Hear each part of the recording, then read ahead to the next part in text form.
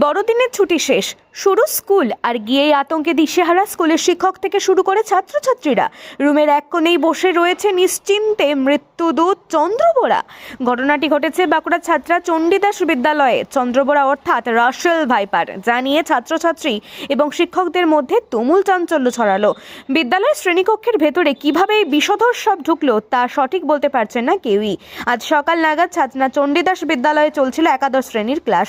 একাদশ শ্রেণীর এক পড়ুয়ার নজরে আসে বিদ্যালয়ের 5 নম্বর শ্রেণীকক্ষের এক কোণে রয়েছে এই চন্দ্রবোরা সাপটি। প্রধান শিক্ষকের বিষয়টি নজরে আসার পর জানানো হয় ছাত্রা বিট অফিসে। বনকর্মীরা এসে বিষধর সাপটিকে উদ্ধার করে এবং জঙ্গল এলাকায় ছেড়ে দেওয়া হয় বলে জানিয়েছেন ছাত্রা বিট অফিসার সৌরভ কর এবং বিদ্যালয়ের প্রধান শিক্ষক ব্যাসদেব চক্রবর্তী। তিনি জানান, কি করে সাপ ঢুকলো তা বুঝতে পারছি না। স্কুলের এমন পরিস্থিতি নয় যে সাপ বেরোবে। ফরেস্টে খবর দেওয়া হয়, তারপর তারা এসে উদ্ধার করে নিয়ে গেছেন।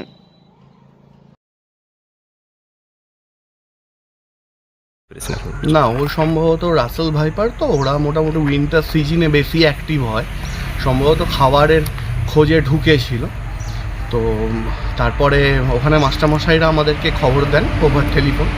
আমরা যাই, ওটাকে রেস্কিউ করে অলরেডি জঙ্গলে ছাড়া হয়ে আছে। রাসেল ভাইপার ধরুন, এটা বলা যেতে পারে আমাদের লোকালি সাপ। মানে যেমন আপনার খড়িস, কেউটে, চিতি এগুলো যেমন আমাদের বাঁকুড়ায় গ্রাম বাংলায় খুব সহজেই দেখা যায়, তেমনি এই চন্দ্রবোরা বা রাসেল ভাইপারও যথেষ্ট পরিমাণে দেখা যায়। এবং যেহেতু ওটা একটু সাইডে স্কুলটা, মানে গাছপালা যথেষ্ট পরিমাণে আছে, পিছন দিকে দেখলাম একটু ঝোপঝাড়, ন্যাচারাল যে ঝোপগুলো হয়, উইডস হয়, ওগুলো আছে, সেক্ষেত্রে সাপটা আসাটা স্বাভাবিক ব্যাপার। আচ্ছা, উদ্ধার করা হয়েছে এবং ফরেস্টে অলরেডি রিলিজ করে দেওয়া হয়েছে। জঙ্গল এলাকায় সাপটা ভালো সাইজেরই ছিল, প্রায় 2.5 ফুট ওর লেন্থ ছিল।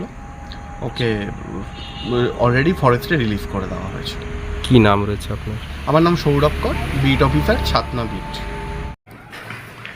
অ্যাকচুয়ালি আজকে স্কুল বসার বেশ কিছুক্ষণের মধ্যেই আমরা লক্ষ্য করি যে আমাদের নিচতলায় যে 5 নম্বর রুম আছে, সে 5 নম্বর রুমে একটা বিশাল সাইজের সাপ। খবরটা ঠিকই, তবে এই ধরনের সাপ এই স্কুলের মধ্যে ঢুকে অ্যাকচুয়ালি সেটাও আমাদের ঠিক বোধগম্য হয়নি। তার কারণ হচ্ছে স্কুল চত্বর আমাদের রীতিমতো পরিষ্কার পরিচ্ছন্ন রাখা হয়, তবে স্কুলের বাইরে আউটসাইড যেটা, সেদিকে জঙ্গল কিছু ঝোপঝাড় কিছু আছে। এবং তবে এমন পরিস্থিতি স্কুলের নয় যে এই ধরনের সাপ বেরোবে, এটা একটু আমাদের অবাকই লেগেছে। ক্লাস চলছিল তখন? না, ক্লাস আমাদের চলছে বলতে এখন 11-এ ক্লাস চলছে, তো তারা অন্য রুমে ক্লাস করছিল। রুম ফাঁকা ছিল নাকি? এটা ফাঁকা রুম ছিল, বেশিরভাগ ক্লাস তো বন্ধ আছে এখন। এটা স্বাভাবিক একটা আতঙ্কের একটা ব্যাপার এরকম।